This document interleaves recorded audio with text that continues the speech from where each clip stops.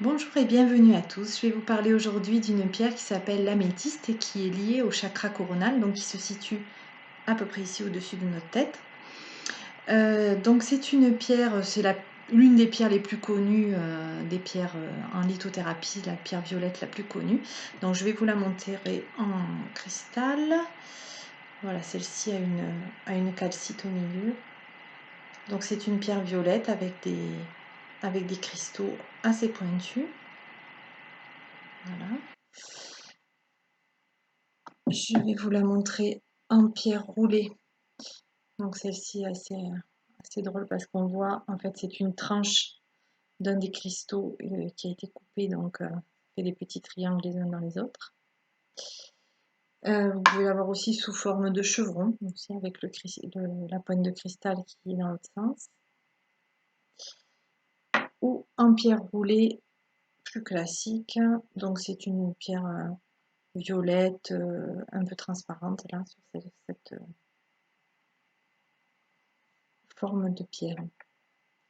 Donc elle est très liée à la spiritualité, beaucoup utilisée dans les religions, notamment la religion catholique, où le violet est très présent chez les évêques. Les évêques ont une pierre d'améthyste en héritage quand ils deviennent évêques, une chevalière. Leur toge est violette, etc. Chez les bouddhistes aussi, pour le chemin de la spiritualité, on utilise aussi l'améthyste, et chez les celtes aussi. Donc elle a un rôle général de purification de l'énergie quand celle-ci est trop soumise à des pulsions, on va dire, animales. Donc que ce soit sexuel, que ce soit l'alcool, le tabac, tout ce qui est les drogues, mais aussi les achats compulsifs, enfin voilà, tout ce qui est un peu de type pulsionnel. L'améthyste va calmer tout ça parce que c'est une pierre de la tempérance en fait. Donc sur le plan physique, elle calme donc l'excitation due aux pulsions et désirs divers. C'est une des pierres que l'on utilise beaucoup en cas d'insomnie aussi, on peut la mettre dans la chambre. Mais elle était également très connue pour apaiser donc les pulsions d'alcoolisme, surtout au départ en fait. Elle apaise les maux de tête, tout ce qui est lié aux névralgie faciale, ophtalmique, autour des oreilles aussi.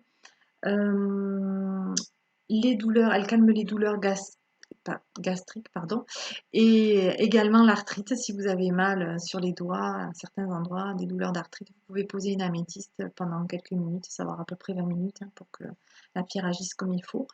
Et ça a un effet apaisant.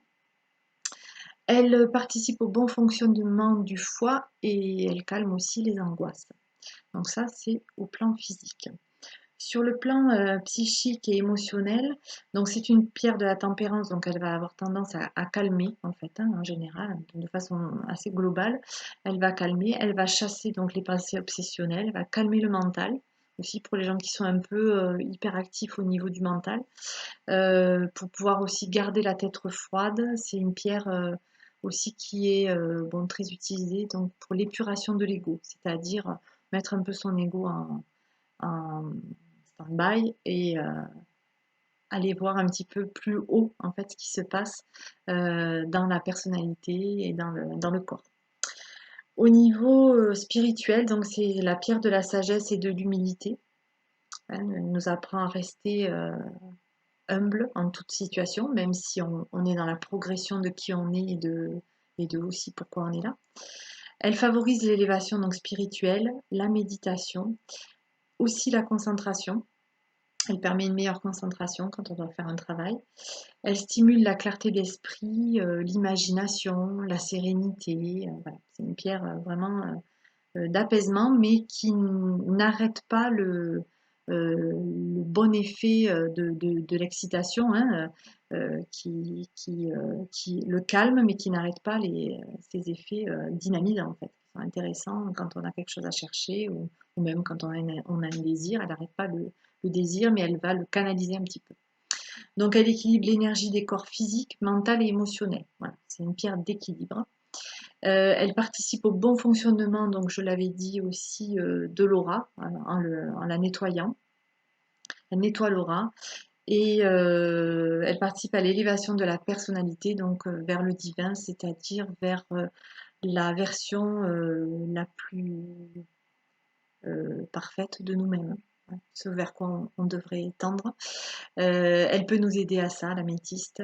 Et voilà, je pense que j'ai à peu près tout dit. Ah oui, sauf attention, c'est une pierre qu'il ne faut pas mettre au soleil, directement à la lumière du soleil, même à l'intérieur d'une maison. Faites attention si elle a le soleil sur elle ou si c'est dans une pierre très éclairée. Une pièce pardon, très éclairée, elle va perdre de sa couleur et donc de son énergie. Donc il faut la préserver vraiment, vraiment des rayons du soleil, sinon elle va vraiment enfin, déjà perdre de sa couleur, c'est dommage parce que c'est une très belle pierre. Et ensuite, si elle rayonne pas comme il faut, elle ne nous apportera pas tout ce dont elle a besoin, enfin tout ce dont vous avez besoin, tout ce qu'elle peut faire pour vous. Voilà, je vous remercie pour votre écoute. Je vous souhaite une bonne fin de journée. Je vous dis à demain.